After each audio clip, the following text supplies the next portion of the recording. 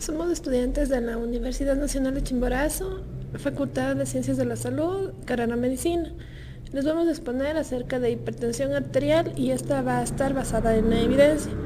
Nuestro tutor se llama Cristian Silva. En cuanto a los objetivos de este trabajo, vamos a tener tanto generales como específicos. El objetivo general va a describir la importancia de la hipertensión arterial en la actualidad según la medicina basada en evidencia. En cuanto a los objetivos específicos, el primero es disponer de la información válida y actualizada sobre la epidemiología, etiología, factores de riesgo, diagnóstico y tratamiento de la hipertensión arterial. El segundo objetivo específico es aprender a clasificar de manera rápida y eficaz los distintos tipos de estudio de acuerdo a su nivel científico de eficacia. Y como último objetivo específico vamos a determinar según la evidencia encontrada cuál es el mejor tratamiento para la hipertensión arterial. Como introducción a este trabajo diremos que la hipertensión arterial es una de las enfermedades más frecuentes en los países industrializados. Hoy en día es considerada como un factor de riesgo importante para la enfermedad vascular.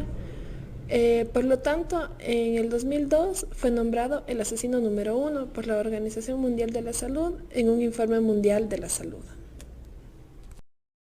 La definición de la hipertensión arterial va a ser arbitraria y en las clasificaciones de la presión arterial para adultos de más de 18 años, el valor de la presión arterial normal cada vez ha sido menor.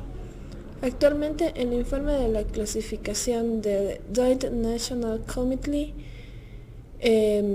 sexto y la reciente de la Organización Mundial de la Salud define como hipertensión arterial las cifras de presión arterial sistólica de 150 miligramos de mercurio y de presión arterial distólica mayores o igual a 90 miligramos de mercurio en pacientes que no estén tomando medicación. En cuanto a la pirámide de la evidencia, vamos a encontrar 9 niveles de evidencia, en los cuales el primero va a definir el siguiente tipo de estudio: metaanálisis de ensayos controlados y aleatorizados. El segundo nivel van a ser ensayos controlados y aleatorizados de muestra grande. El tercer nivel va a ser un ensayo controlado y aleatorizado de muestra pequeña. El cuarto nivel, un ensayo prospectivo controlado no aleatorizado. El quinto nivel va a ser un ensayo prospectivo controlado no aleatorizado. El sexto nivel van a ser estudios de cohorte y calidad del estudio. El séptimo nivel van a ser estudios de casos controlados y calidad del estudio. El octavo nivel van a ser series clínicas no controladas, estudios descriptivos y comités de expertos. Y el último nivel, que sería el noveno, van a ser anécdotas o casos clínicos.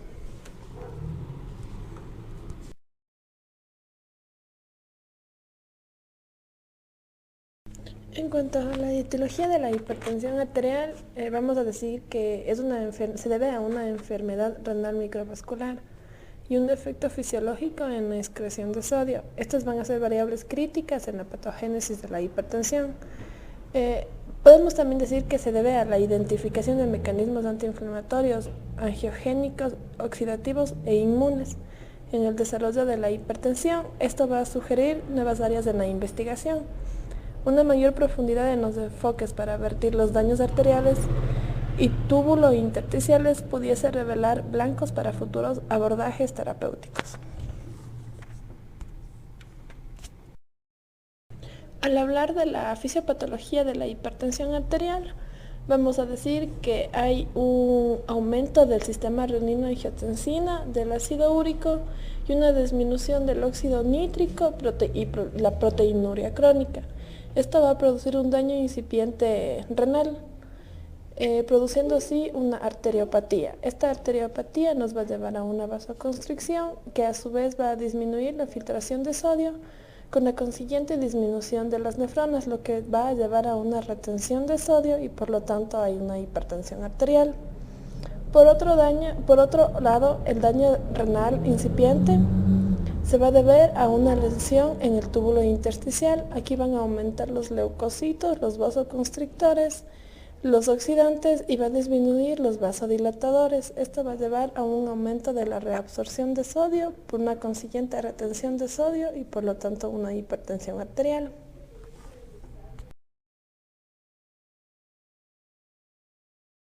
Los factores de riesgo de la hipertensión arterial van a ser tres. Vamos a tener factores de riesgo modificables, factores de riesgo no modificables y otros factores asociados.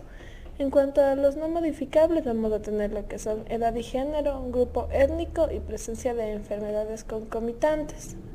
En los modificables vamos a tener el consumo de alcohol, la obesidad, el colesterol sérico y los factores dietéticos. Otros factores asociados vamos a tener aquellos que son los socioeconómicos, el nivel de escolaridad, tener ingresos familiares y el estado civil, así como también la aspirina, analgésicos y el estrés. Según la revista de cardiología, vamos a tener los factores de riesgo, tanto modificables como no modificables. En esta revista se realizó un estudio transversal de los participantes enrolados en el cohorte.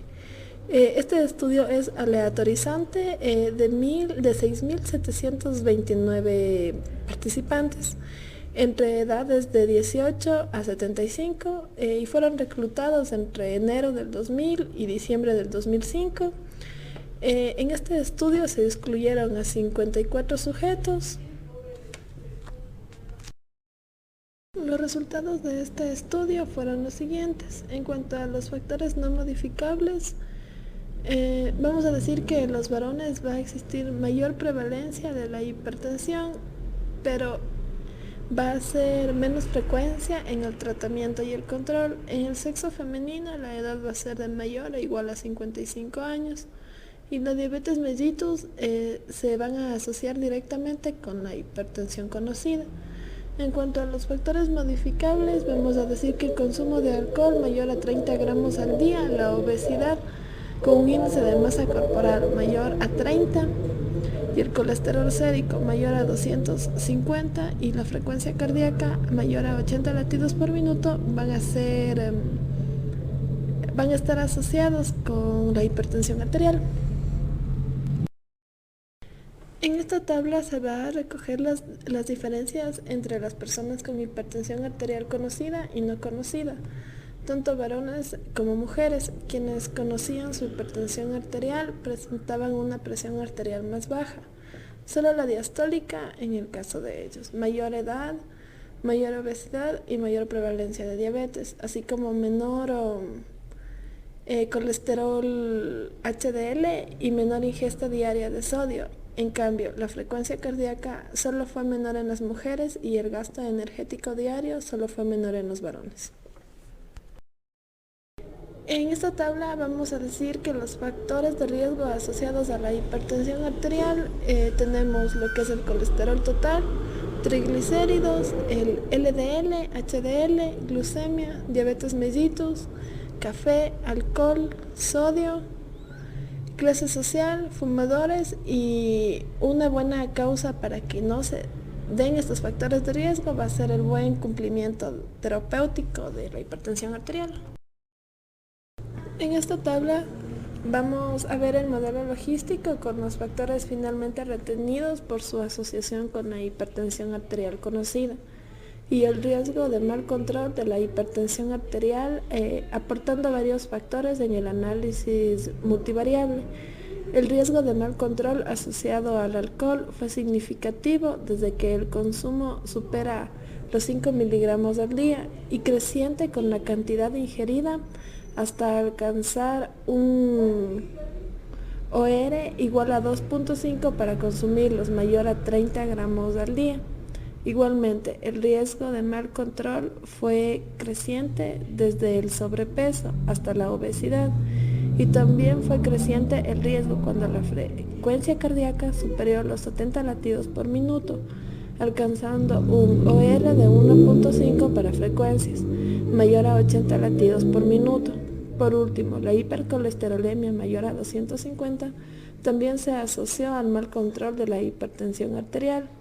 Los dos factores no modificables que también fueron retenidos en este modelo logístico por su asociación al mal control son el sexo masculino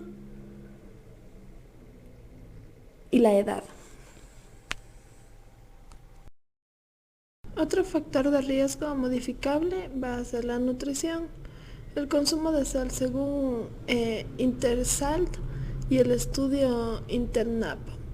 Intersal es un estudio transversal donde se consiguieron 10.074 hombres y mujeres de 32 países en edades entre los 20 y los 59 años. La relación mediana excreción urinaria diaria de sodio, diferencia de hipertensión arterial con la edad. Mientras que el estudio Internap fue un estudio epidemiológico transversal de 4.680 hombres y mujeres entre los 40 y 59 años. Aquí se va a evaluar la ingesta individual de nutrientes, 76 de 4 cada 24 horas, según una dietética adecuada por la persona.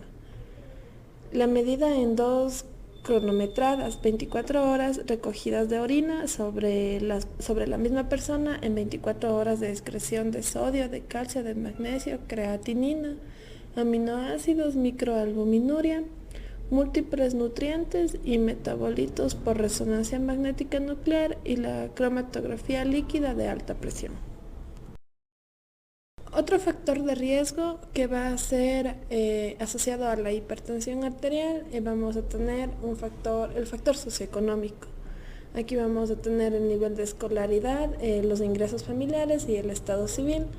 Este estudio fue analítico, de corte transversal, muestra aleatoria de población de entre los 15 y 64 años y fue hecho por la Universidad Industrial de Santander. En esta tabla vamos a ver la asociación entre la hipertensión arterial y cada una de las variables analizadas. En cuanto a la edad, va a haber mayor prevalencia en aquellos que están entre los 36 y 64 años. Relación de sexo entre hombre y mujer va a ser mayor en la mujer, el estado civil mayor en el casado y en cuanto al viudo va a ser mayor.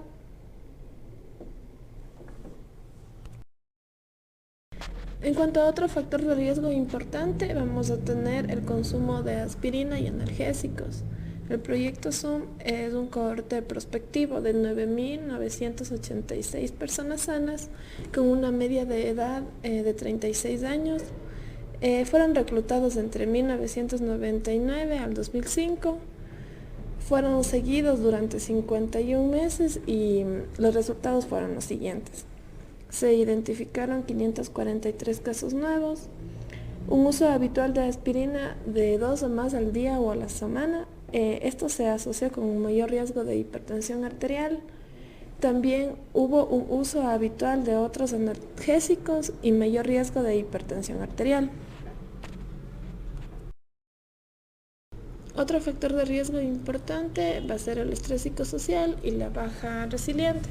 Se realizó un estudio preliminar, observacional y transversal con 53 individuos, de los cuales 32 fueron hombres y 21 fueron mujeres.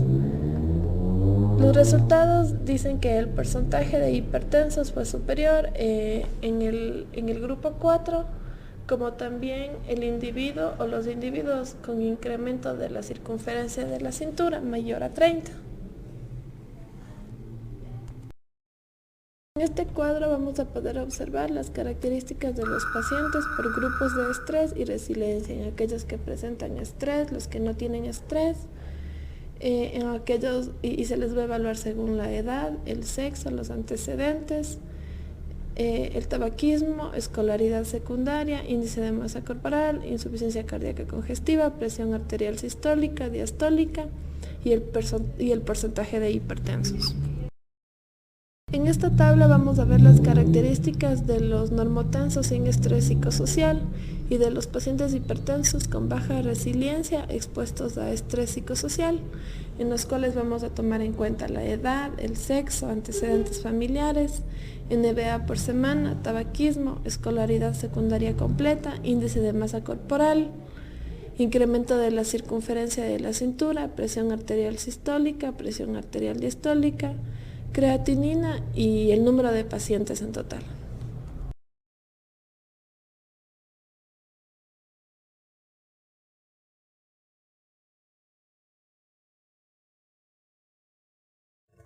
En cuanto a la epidemiología, según el Registro Nacional de Hipertensión Arterial, a través de un estudio transversal basado en encuestas que se realizaron en forma aleatoria a individuos en 7 ciudades del país, la presión arterial se midió con un tensiómetro automático en 3 ocasiones y se consideró para el análisis el promedio de la segunda y la tercera medición. En cuanto a los resultados, como podemos observar en la presente tabla, se encuestaron a 4.006 individuos con una edad promedio de 43.7 años. La prevalencia de la hipertensión arterial fue del 33.5% y fue mayor en hombres que en mujeres, teniendo así que en hombres fue de 41.7% y en mujeres del 25.7%.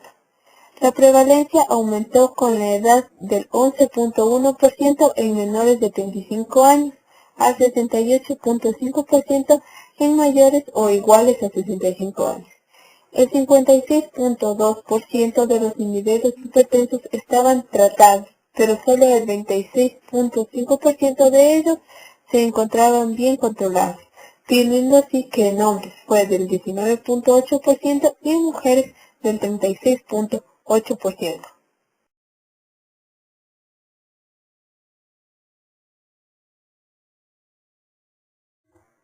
En la siguiente tabla podemos observar los porcentajes de la hipertensión arterial de acuerdo a diferentes grupos de personas, de acuerdo al sexo, teniendo así en fumadores, exfumadores, diabéticos conocidos, educación primaria, secundaria y terciaria, así también como en hipertensos no conocidos, hipertensos conocidos no tratados, hipertensos tratados y no controlados e hipertensos tratados y controlados.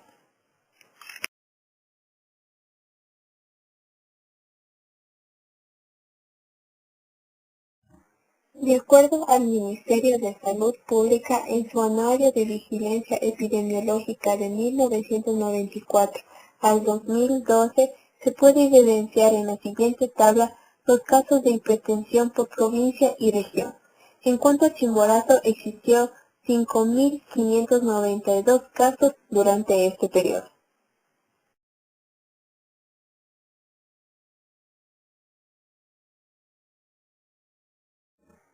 En esta tabla podemos observar los casos de hipertensión arterial entre 1994 y 2002, cómo han ido incrementándose de manera súbita a partir del 2007.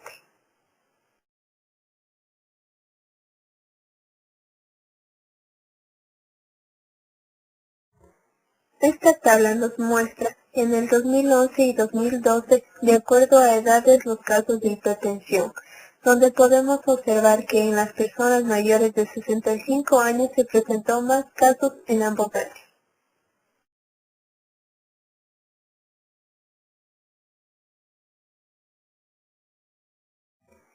En la siguiente tabla se presentan los casos de hipertensión en el año 2011 y 2012 de acuerdo al sexo, donde podemos constatar que en ambos años existen más casos en mujeres que en hombres.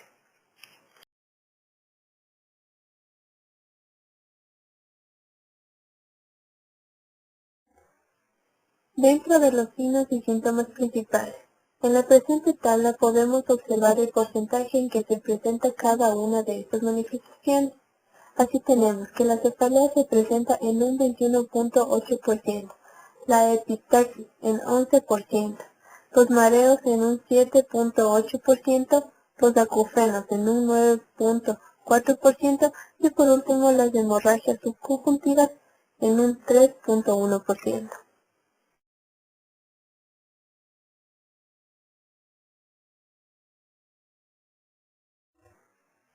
En esta tabla podemos observar las mismas manifestaciones clínicas de la tabla anterior de acuerdo al sexo, donde podemos observar que cada una de las manifestaciones se presenta con mayor porcentaje en mujeres.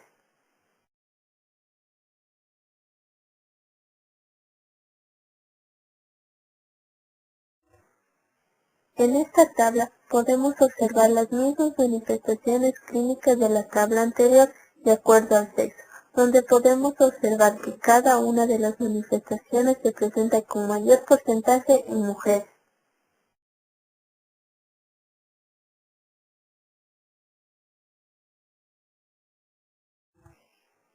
En esta tabla podemos observar la prevalencia de cefalea por edad y sexo en personas con hipertensión arterial, donde los hombres con edad de entre 35 a 44 años presentan el mayor porcentaje con un 23.2 y el menor que se encuentra entre los de 65 y 74 años, con un porcentaje de 20.4. En cambio que en mujeres se puede observar que el mayor porcentaje se encuentra entre los años de 45 a 54 con un porcentaje de 23.7 y el menor porcentaje se encuentra entre los 65 y 74 años con un porcentaje de 20.8%.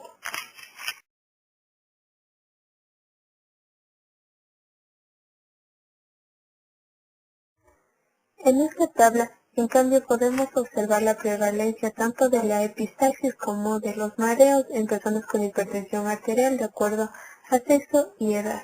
En cuanto a la epistaxis, en donde en el sexo masculino se presenta el mayor porcentaje en edades de entre 55 a 64 años y en mujeres de entre 35 a 44 años. En cambio que en los mareos, tanto en el sexo masculino como en el femenino, el mayor porcentaje se va a encontrar entre los años de 65 a 74 años.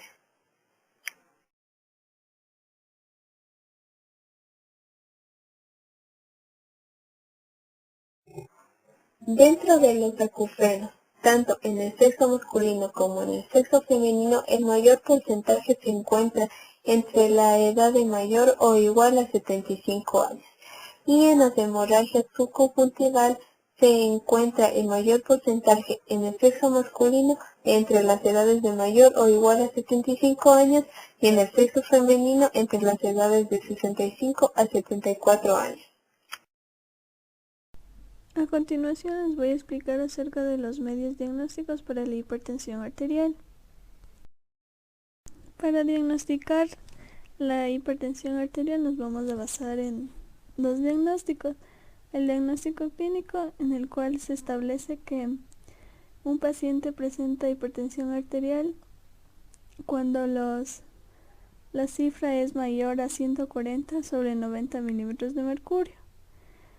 Para llegar a este resultado también es conveniente llegar a tomar la presión arterial 2 veces en cada consulta y al menos en 2 consultas, con un intervalo de 1 semana. Entre otras pruebas tenemos la creatinina sérica, la glucosa sérica, los electrolitos, sodio, potasio, calcio, colesterol total, HDL, triglicéridos y ácido úrico. Dentro del diagnóstico de la hipertensión se encontró un artículo en el cual se estudia el perfil lipídico en los pacientes que han sido diagnosticados con hipertensión arterial. En este estudio se incluyeron a 42 pacientes hipertensos que no reciben ninguna medicación antihipertensiva y 42 pacientes con una presión arterial normal. La edad de estos pacientes es de 30 a 60 años. Al momento, después de la toma de la presión arterial, dieron los resultados en la cual los pacientes hipertensos presentan una presión arterial, la sistólica, de 154.6, mientras la diastólica de 95.2, y en los pacientes con una presión arterial normal presentan entre 111.5 y la diastólica entre 71.4. Se compararon los resultados del perfil lipídico de una persona hipertensa y de una persona con una presión arterial normal. Entre las variables están la edad, que en una persona hipertensa se encuentra entre los 57.1, el colesterol total entre 199.4, el HDL entre 35.43, el LDL en 119.8, los triglicéridos entre 155.9, el índice de masa corporal entre 26.3 y la circunferencia de la cintura entre 86.1. En cambio, entre las personas con una presión arterial normal, la edad que presentan es de entre 48.12, el colesterol total se encuentra entre 188.73, el HDL entre 36.21, el LDL entre 112.7, los triglicéridos entre 121.9, el índice de masa corporal entre 25.8 y la circunferencia de la cintura entre 78.27. Al lado se observa una tabla en la cual todos los valores del perfil lipídico se encuentran elevados en una persona hipertensa, excepto el HDL, que se encuentra disminuido. A continuación les voy a explicar acerca del tratamiento. Se realizó un estudio para el tratamiento de hipertensión en pacientes de 80 años en adelante. Estos pacientes deberían tener una presión arterial sistólica de 160 milímetros de mercurio. Para recibir el diurético indapamida, que es de liberación sostenida, y otro grupo para recibir el placebo. Los pacientes que recibieron la sustancia placebo presentan una presión arterial tanto sistólica como diastólica elevada, mientras que los que recibieron la indapamida, que es de liberación sostenida, disminuyeron su presión arterial. En otro estudio realizado se planteó la hipótesis de que el tratamiento para la hipertensión sería mejor con una combinación de un inhibidor de la enzima convertidora de angiotensina más un bloqueador de los canales de calcio. Este resultaría más eficaz debido a que reduce la tasa de eventos cardiovasculares. Para este estudio se asignó a 11.506 pacientes con hipertensión para recibir tratamiento con benacepril más amlodipino en el un grupo y benacepril más hidroclorotiazida en otro grupo. Como resultado de la investigación realizada, se da que la combinación de benacepril amlodipina fue superior a la combinación de benacepril hidroclorotiazida en la reducción de eventos cardiovasculares en pacientes con hipertensión.